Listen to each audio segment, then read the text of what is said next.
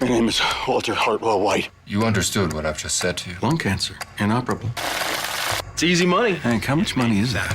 You want to cook crystal meth? Pinkman, this is not an admission of guilt. Some straight like you's just gonna break bad? I am awake. I am speaking to my family now. I only had you in my heart. We got new players in town. This is Arts, Mr. White. Badass dad. We keep hearing a name. Heisenberg. Tight. Man, look at that, look! Walt has a secret. Please. Look what they gave me. Do you need anything? I really need a break here. What's the matter, Shredder? Say something that isn't complete bullshit. You need me more than I need you. I'm hungry. Better call Saul. I know a guy who knows a guy. Is everything to your satisfaction? From what I do hear about him, he sounds a little like you. $3 million for 3 months of your time. We're in the big time now. Yeah, bitch! All the sacrifices that I have made for this family be for nothing. Found water on Mars. If you don't accept what I've earned, I love you more than anything. Someone has to protect this family from the man who protects this family. Skylar, you have to forgive yourself for Ted. blow back. I'm in. You're out. I'm really close to something big here. But then I'm raveling. I want nothing to do with you. They're coming. No more half measures, Walter. I saved your life. Are you gonna save mine? Run. I am not in danger. Skylar, where is the money? I am the danger. Maybe he's still out there. Since when do vegans eat fried chicken? Something deep down says he's my guy. This is what comes of blood for blood. But we're just getting started. I'm in the empire business. What's the plan? I don't know! Want to talk mess with me? For an ocean of this stuff. I don't think I can do this. You are a time bomb, and I have no intention of being around for the boom. There is no we, Jesse. It can be done exactly how I want it. If you believe that there's a hell, You'll blow their hair back. I'm not gonna lie down until I get there. Say my name.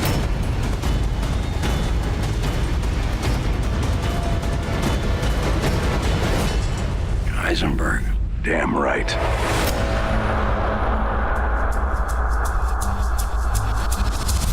Are you ready?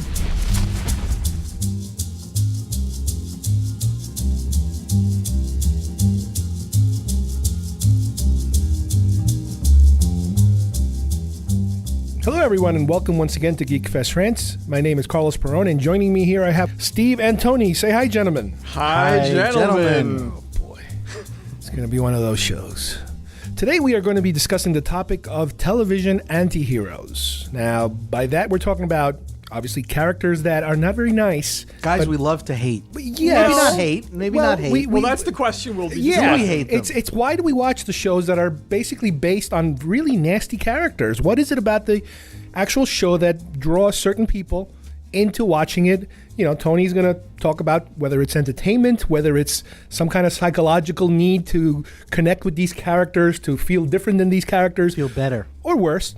You never know. So let's get started, gentlemen. Tony, tell us about, because we've seen anti-heroes on movies, but on television, there seems to be more and more of these shows popping up that are, first of all, they get great ratings. They're very well made, and a lot of them, pretty famous actors are starring in them. So what is it about this anti-hero thing? Well, basically, I mean, this whole conversation got started because after hearing all the fuss for the last few years about Breaking Bad, I finally decided to watch a couple of episodes streaming on Netflix. So I watched the first 2 episodes, and I can't say I'm really drawn to the anti-hero genre, because I prefer to watch characters that maybe they start off good, they go bad, but ultimately there's some kind of quest for redemption. That's what I want to see. I want to see the struggle. They don't always have to make it, but I at least want to see an attempt. Like Lost. But so I watched Breaking Bad, the first 2 episodes, and it's interesting. Walter White, he's a likable enough character in the beginning. I mean, he's put upon as a school teacher. He's got a son who seems to have a disability.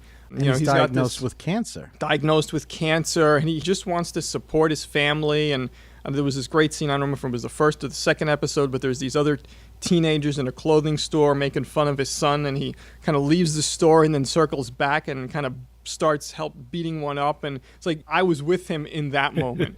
But then of course then he goes down the whole let's make crystal meth to make some money route, and that's where he loses Tony. Well, I don't know. Like I said, I'm watching this. Technically, it's my first official anti-hero show. I didn't watch The Sopranos. I didn't watch The Shield. I don't watch Dexter.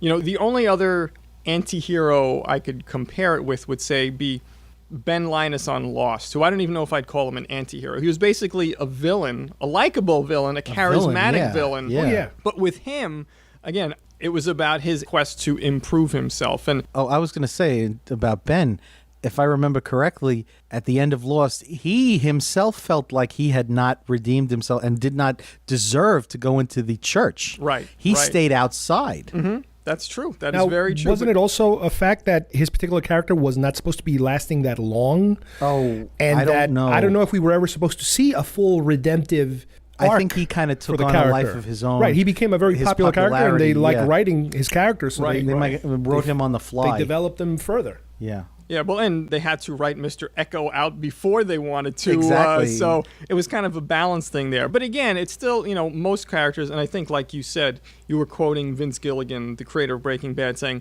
most characters start bad and break good. He wanted to show what happens when a good character breaks bad. So yeah, I mean, saying that's an interesting journey to explore. I'm only 2 episodes in. I don't know how I'll respond to it. But so far, based on what I've seen, I would just say this. With like Ben Linus on Lost, and even all the other characters, because they all had their flaws and stuff, they were all, again, looking to raise themselves up. And I felt like I was part of that journey. So far with Breaking Bad, I feel like I'm an outsider looking in. I don't necessarily feel connected to Walter White. I can be intrigued by his journey, but again, so far at 2 episodes, I'm not absorbed into the show the way I was, say, with Lost and other shows like that. Well, the big question was, do we watch these characters? Because, first of all, every story needs to be entertaining, so that's kind of understood.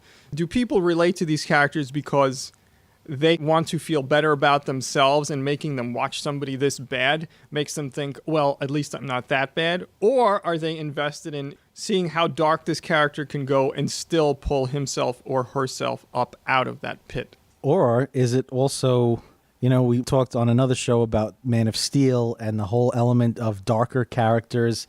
Do we find that somewhat vanilla characters who are somewhat one-dimensional, do we feel like if they're just intrinsically good, or they have no flaws, or they're just nice guys, are they interesting?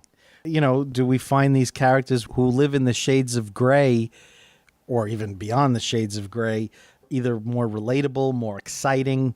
But there's also the issue that there's a difference between characters having flaws and characters being morally mafia dons who murder many people. Or corrupt cops. Or I think it's interesting to watch some of these characters in terms of, obviously the entertainment factor is there, like Tony said, but to see how somebody can operate and kind of have 2 lives. One life is presenting a picture to everybody around them of your standard normal person, and then behind closed doors, this person is completely different, completely twisted, and being able to balance those 2 personalities, almost like a Jekyll and Hyde type of thing, and how sooner or later that collapses. You cannot maintain those 2 personalities going for a very long time effectively on both ends without them clashing against each other, and in the process, with most of these shows, destroying everybody around you, your family, your friends, everybody.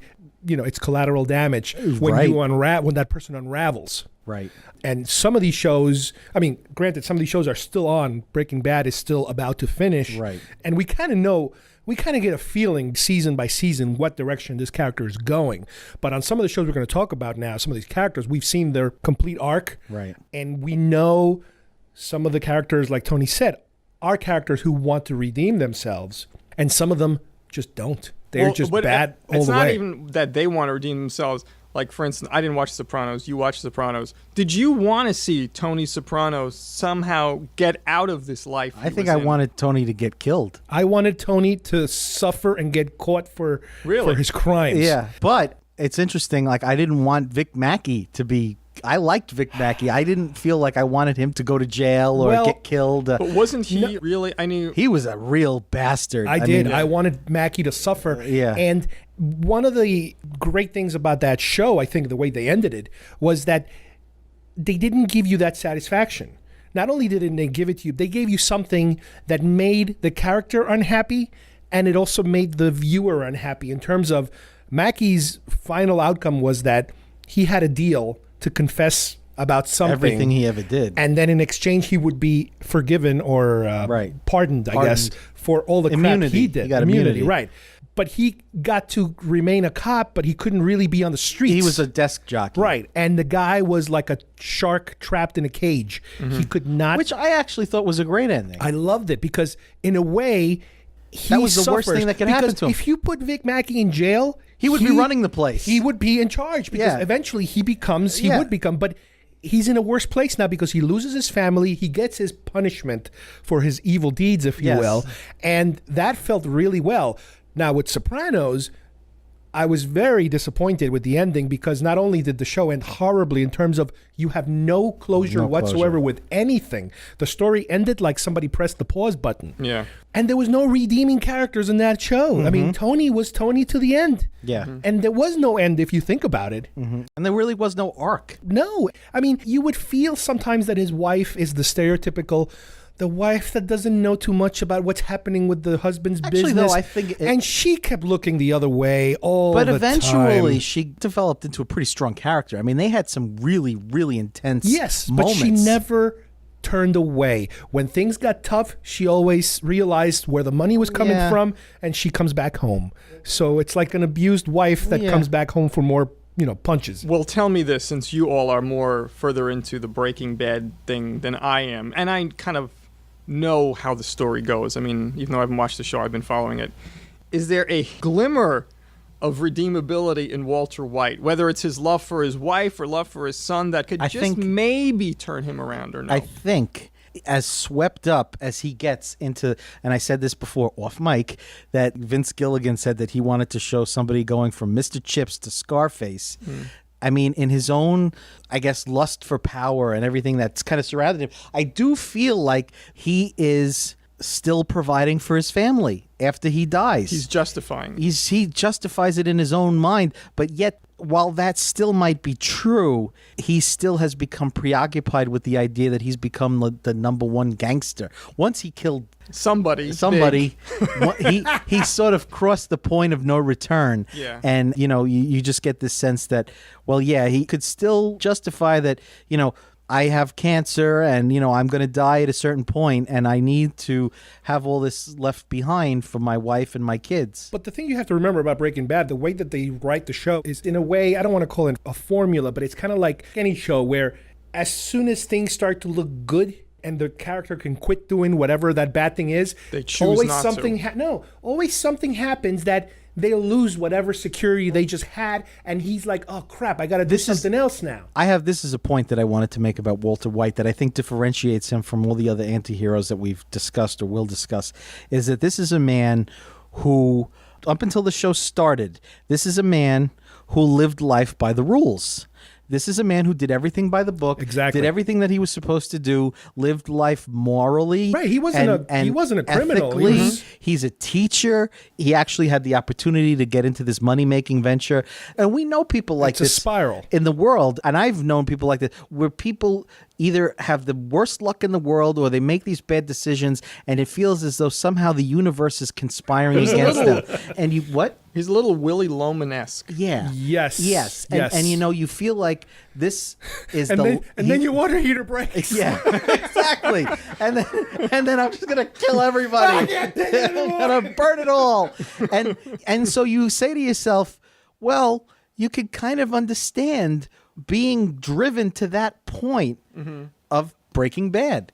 Like, what am I going to do? I'm going to cook meth. I'm going to use my powers for evil now. Right. I'm not going to be a nice chemistry teacher. If the show was about a guy who make lemonade, it wouldn't be that interesting. Yeah. So, So I think that... They always say, it's not about the XYZ. It's not about the meth. It's about a guy who has to cross the line. But at some point, doesn't it become more about just being enamored with the power than it does about Absolutely. the goal. Well, I think in Walter White's case, yes. The whole, was it the road to hell is paved with good intentions? I think whenever he crosses the line and starts to get that power, it's almost like a drug in itself. But I still think that it's always the driving force behind what he's always doing is feeling secure enough for his family at that moment. Because, like I said, every time he feels secure, somebody pulls the rug from under him, and he has to go back. He has to go back. He has chooses no choice to go back and cook again or do something again or whatever he does. And talk about one thing leads to another. Oh my God! Wait till But he rationalizes basically. Oh yeah, everything. Like I said before, like in The Sopranos, there's the people around him, the people that might know what's going on, suspect what's going on, and at a certain point, even those people have to decide, what do I do now? Do I go along with him or do I not go along with him? How long can you keep people in the dark? Yeah. Yeah. There's also the question, since these shows are so popular in recent years, are they also reflective of the times? Have we become more corrupt as a society I don't know. than, say, we were in the 40s and But the 50s? you know what? I kind of think that we were always corrupt. We just didn't hear about it. Possible. It's like everybody kind of sort of knew that President Kennedy was screwing everything that moved, but they didn't publicize the it. reporters knew. The reporters knew. People didn't know. People didn't know. And FDR had a mistress and everything else like that. I mean, it's just that when it came time for Bill Clinton to do it, the media wasn't their friend anymore. The media was going to expose them. I think that this has been like since the dawn of time. Right. Talk about an anti-hero, Bill Clinton, who lied to the American people, screwed around in office, and yet he's still lionized by most of the world. Look at Richard Nixon. Richard Nixon is hated. Well, depending on what party you are. No, he became an elder statesman. Not really, not like Clinton. No, not like Clinton. He rose from the ashes to a certain degree. I guess. Maybe not like Clinton, but I do feel as though, and all these, look at Anthony Weiner. I mean, we're going a little bit off book here, but, look at, you said, tell you, out of all of them, he did the least offensive things, but I'm just saying. But I still think, I don't know, I read the papers every day, and I just see so much. I mean, I just think it was all happening 100 years ago, 500 years ago. Yeah, but that's the point. I think the only difference is that it's the medium you're talking about. What is the medium? Are we talking about paintings here? Are we talking about some caveman invents a painting? He paints something on the wall. Okay, fine. 100 years later, a little more realistic looking. 1,000 years after that, now you see shadows and dark things, and that's interesting. It's the progression of the art. At first, everything is Disney, Pixar. Everything is happy, sunshiny. And then people start to experiment with, what if it's a little darker? What if there's a subtle message? It's the progression of art, how art moves. But you look at a Western from the 40s or the 50s on TV or in film, was that reflective of the Old West? No. Then you have something like Deadwood and characters like Al Swearingen, I mean, people ate that up, and all the corruption, everything that was going on. Or like you said, like we talked about earlier, you look at a typical 1950s World War II film and look at Saving Private Ryan. Well, yeah, it's night and day. Well, there's a little bit more of a rah kind of thing. In the floor, you have William Bendix talking about his lucky girl from Brooklyn, and then he gets shot 5 minutes later. Private Dead Meat would get shot. But at the same time, when you have a movie like John Ford's The Searchers, which in a subtle, different way dealt with racism and but I think a movie like that was the exception to the rule back then. Ford, as far as television and specifically film we're talking about here, that's in the 60s. The 60s, the social changes in the 60s in this particular country that went through affected everything around them. The media, art, media, marketing, advertising, comic books, everything got affected by the 60s and then the 70s, where people said, let's do an Easy Rider. Let's do a movie that's a little more weird. Let's start exploring some of these nastier characters. The Coppolas, Instead the of your nice Scorseses. cop, let's look at Dirty Harry. Here's a cop who's he doesn't care about anything. But is society better for that? Is there a breaking point? There comes a point where art reflects society, and I think there comes a point where then the art influences society. So you can take a small subset of something, show it on film, expose it to a lot of more people than would be exposed to it in another way, and then all of a sudden then people think that's the reality. That's a very interesting point. I don't know. I mean, I wouldn't, in other words, see, that's a whole other conversation. That's about, can media manipulate people? Well, the question is, does media manipulate people on its it- own, or it is does. media being driven by someone else manipulating people? That's a whole other thing. Well, I mean, considering the fact that 30-second commercials sell for millions of dollars, I think it should be kind of a given by now that media can manipulate people. That's its purpose. And isn't that the purpose of one of the shows you were supposed to be talking about? Yes, Mad Men. yes. What a segue. Mad Men, it's a very unusual show when you think about it. The subject matter, I would say, probably is the dullest thing I could ever consider talking about or even watching a TV show about. And I only watched it because people were telling me what a great show. So, like, okay, fine, I'm going to shut them up. I'm going to watch a stupid show. And damn it, they got me and they hooked me. And for all these seasons so far, to me, it's a different type of show because it's not just about one character, the lead character, Don Draper, the anti-hero of the show. But to me, it's more about this time period that I just talked about, where things changed, where people started, for some reasons, social reasons, whatever, to look at things from a different perspective. They started to kind of back away from this is what my parents told me to do, and this is why I'm going to do it because they said it was good. And people were starting to do things because they felt like doing them on their own and exploring their own things. In this show, that's what's happening around this character. But the character is such a irredeemable. Well, here's the thing. I mean, I like Mad Men more, even though I didn't live through it, for the way it evokes the period. Yes. That's really why I watched the show. Yeah. Don, and it's funny because, like, did I find Vic Mackey interesting? Just interesting. Did I find Tony Soprano interesting? Walter White fascinating? Yeah. Don, I just think he's a real piece of crap. Well, he has no motivation. And he's always whining, pissing, and moaning about, he's either his life, his upbringing, his war experience, everything. He's just compelled to be a dick. And he is a dick. And there's nothing about, we can say that. And just, But these other characters, at least you could say, well, they're doing it for their family. They're more doing it interesting for than this. him. He hates his family. He hates himself. And it's like, what does he have? He is incredibly... He's rich. He's well off because he grew up super poor, but he's at a stage where he is just charming anybody out of anything, and he's bored. He's just bored with everything. And he likes to with people. Well, let me ask you this. Why, I guess I'm old-fashioned this way, is that when I watch something on TV, I generally want to spend time with these people. It sounds like none of you want to spend time with Don Draper. No, You and that's find why I'm him ready to- reprehensible. No. So why do you spend time with him I on want to screen? see him fall. I want to see him get his... I want to see his life collapse because he deserves that. But yet, there's one thing that Don did in the whole context of the show that showed some humanity with Peggy and her child and, sort of protecting her. Why would such an evil person do that? He has these hints of Humanity. wanting to be a nice person, but yet he's then always the 90% he takes one of step forward and 10 steps back. Yeah. But it's almost like to the realm of almost like sexual addiction. The guy cannot stop hopping from bed to bed. Right. He cannot control himself. Right. I mean, business-wise, you could say he's a good businessman. He's creative. He's the star of the agency. Everybody loves him. Everybody wants his work. But personally, he'll destroy you. Yeah. It's incredible. Yeah, and he's manipulative. Like the guy he brought in, the merger.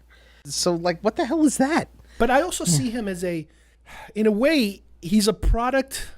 I think this particular show is trying to give you the message that the good old days were not that good in terms of it all being A nice. whitewash? Like a whitewash? Right. Like, well, it's like us saying Happy Days and Laverne and Shirley were really the 50s. And really they No, weren't. that's what we that like was to the think 70s they version were. of what the 50s were. And now we're getting shows that are like... But I mean, why? Oh, now you're attacking Happy Days now. I love Happy Days. I'm not saying Why? I Why love wouldn't Happy Days be reflective of some people's life in Milwaukee, It could have Wisconsin? been. It could have been. I don't see. I think everybody said, "Oh, everything was so dark in the past." I don't know that everything was as dark in the past as our current entertainment is making it out to be. There's no reason why a Richie, Potsy, and Ralph couldn't have existed anywhere in the world. I mean, could have it was existed in the 70s. Right, right, but but no. sitcom, The but- difference is that for your entire lifetime, you were told that that's what it was like. Well, no, that was what one piece of the 50s was like. Not Right. necessarily What I'm mean saying, that everything. Right, but what I'm saying, most media would agree that the 50s was June Cleaver, and then later Happy Days, and I Love Lucy. But and, to a degree, it was. but they never showed you the flip side. In other words, we never talked about the shadier part of this time period. Now it's almost like the opposite extreme. Yeah. You know, all you hear about is that. Now, you mentioned before Vic Mackey. Yeah. Now, here's a guy, you talk about irredeemable, who I found completely fascinating. And I think that I liked him. I mean, he was corrupt and he was... But he was such a good... Now, let's say... I don't want to say the word good cop because he was a horrible cop, but he was an effective cop. He was effective. Because he was a horrible cop. And I think that just in terms of police... And this is borderline bad lieutenant. As a recent fan of Blue Bloods, I'm going to go with that group of cops well, I more like than Blue Bloods too, but...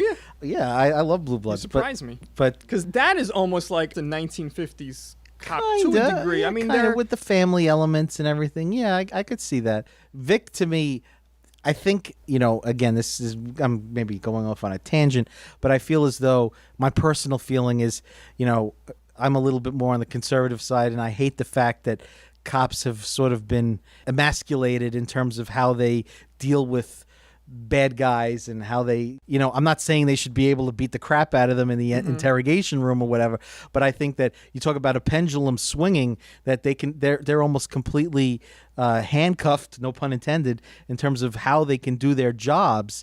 That to me, Vic was sort of a wish fulfillment fantasy of somebody just, he was a corrupt bastard, but he was also going after irredeemable scumbags too, and he just threw procedure out the window, and he just did. He was more like a Western sheriff. Yeah, exactly. In terms of whatever. Whatever he had to do, and then he would steal their money. And then afterwards. when nobody's watching, he took all the drug money and everything. No one's watching. Okay, but next. there's a part of me that feels like, well, you know what? Let him keep the money. I like what he did to those guys. I like. But seeing again, him. that's more of a Western, no lawless town type of scenario. But to me, there was that element of heroism to what he did. Unfortunately, he gets to the point where he starts killing cops. Yeah, he that does are investigating him. Just a little, wow, that's a show that, again, to me, it's. So again, my starting point was, I don't mind the anti-hero so long as they discover the error of their ways at some point. Well, and not all these characters do. In fact, some do not. Well, or some, and we sort of touched on this in another show, but it bears repeating here. The characters from Once Upon a Time, right, Rumpel and Regina, most notably. Yes, it's only completed its second season, and the way they've kind of gone back and ping-ponging back and forth with both of them in terms of the journey. It's kind of like... Well, again, with Rumpelstiltskin, it was started with motivation to help his wife and son. He took on this power, but then the power came to mean so like much White. to him. In a way, yes. Yeah. And to me, that is like... I'll take this discussion to a whole other level now. It's okay. St. Thomas Aquinas defined art as conveying truth, beauty, and goodness. He's not reading this, ladies and gentlemen. No. He knows this by heart. I do know this by heart. You can do that even in a dark story. So even Walter White, with everything he's done, that story could potentially still convey all those things, truth, beauty, and goodness, even by portraying their opposite. Yeah. In a way, seeing the horrible things can make you appreciate the good things more. And I get the impression from you guys that Walter White will probably not end the series choosing... It's good funny. As opposed to bad. But some shows, like Sopranos, for example, they were just like no redeeming characters. Everybody was either in it or ignoring what was happening. With Walter White, there actually are some characters, not many, who are oblivious to what's going on. Well, you seem to think that, was it Jesse could kind of turn? Jesse, yeah, I think Jesse. There is potential. I think there's more potential for Jesse to turn than Walter at this point. Jesse seems to have more of a conscience than Walter. I also love his brother-in-law because he was like a joke. Yeah. And he's turning out to be one of the smartest guys around. Right. And those two, sooner or later, are going to meet. That's going to be something. They've been teasing it forever. Yeah. Now, let me mention one more show that is probably an extreme scenario of an anti-hero, and that is Dexter. Dexter, of course, is beyond reality in terms of how unlikely something like this could occur. Right. You could expect Madman to happen. You could expect The Shield to happen. Dexter, again, it's a show about a serial killer. Haven't seen it. Who Never will. who through I guess traumatic events in his as a child, Yes. ended up with I guess some kind of a gene that makes him a little crazy and has to kill people. And his father, A gene? I don't know Is that about the that. excuse? well, it's something, and he's nuts, and it's pretty obvious Bad when wiring. it happened because they show you when Yes. it happened.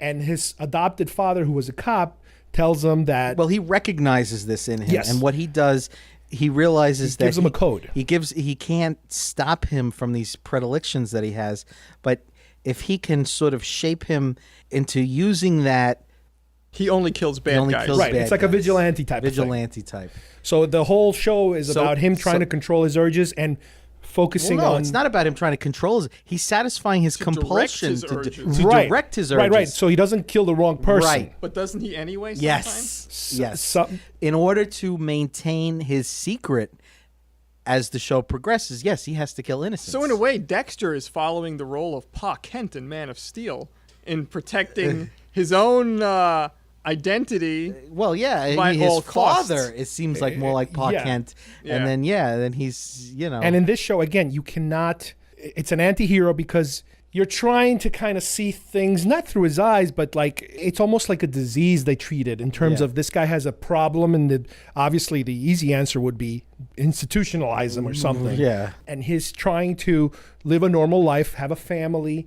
And in typical television fashion, all these weird things happen to him Right. that he uses as an excuse to let out his anger and his problem. he's in the perfect spot. He's for a cop. He's a cop. He's a forensic blood So spatter he's in the analyst. middle of all that so, stuff. So he is connected to the world where he can sort of feed the compulsion. You know, he sees the bad and he can take care of the bad. You know, and Is Dexter redeemable? I don't think so. No, because he's gotten to the point where it's more about him keeping his secret Yes. than doing what he needs to do. And similar to killing Breaking Bad, there's people. only one season left, and and they're you about to just- wrap it up, and we'll see which way they go with this. Yeah, and you can't see it ending well, and And you also hope they don't screw it up at the very end. right, Like the yeah, Sopranos really, did. yeah, you Right. really hope. But in a way, it's kind of like I'm angrier at a character like Tony Soprano, who is not ill.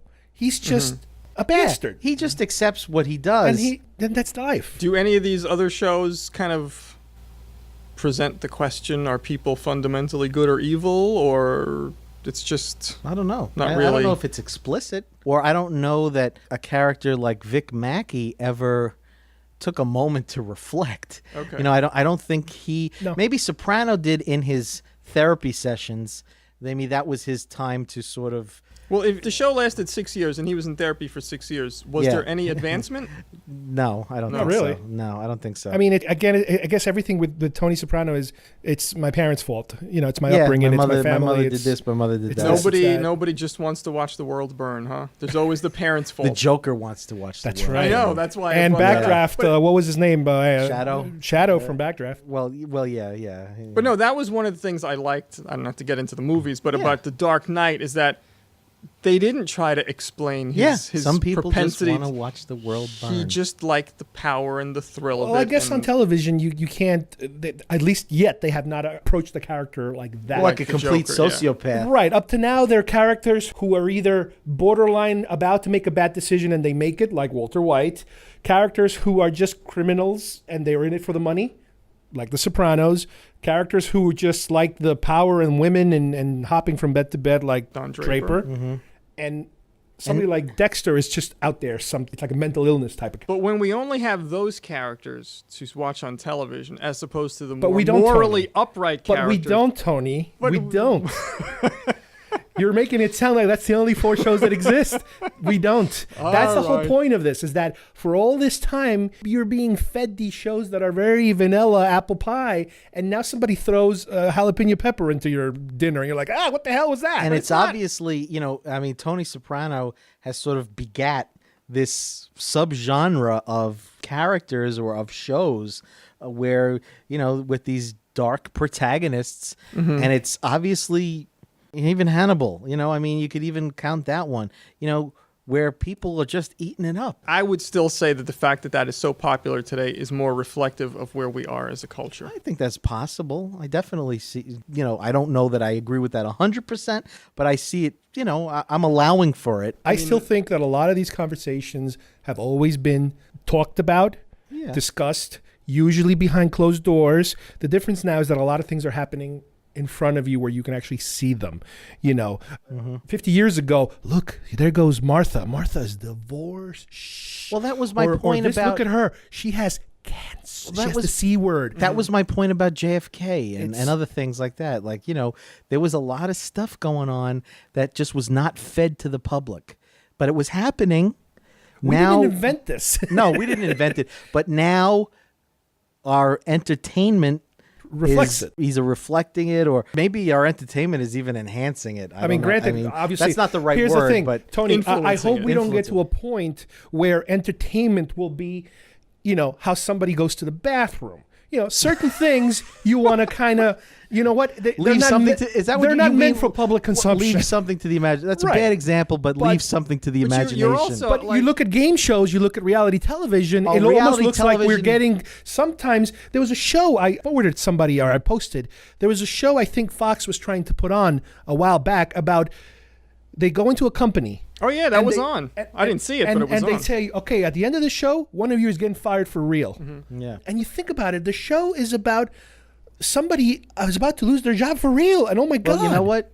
This is a subject I think we should table. If we're going to go into reality television, I will rant my ass off. And the three of us can get together, and I will tear them a new one. Except Survivor. No, American Idol. including Survivor. And American Idol. Oh, American Idol. No, not American Idol. I give them a pass. I give contests a pass.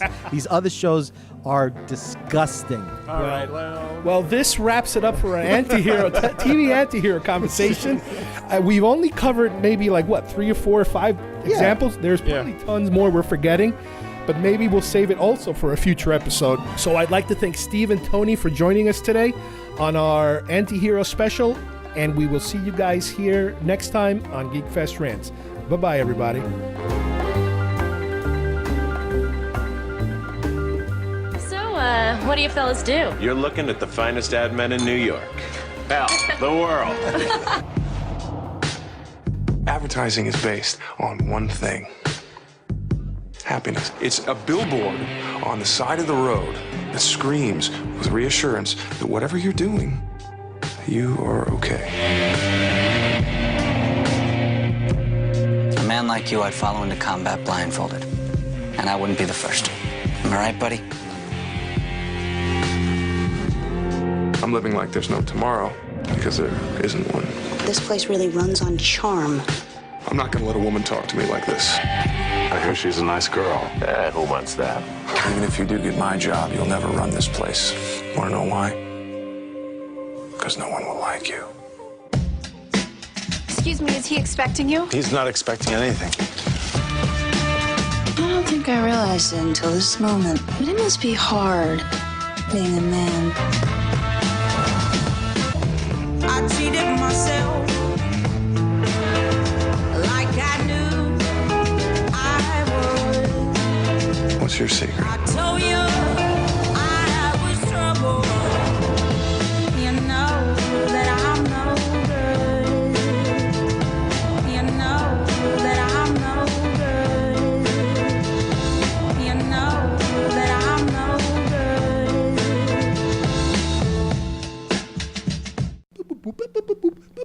Stop. I agree with Tony.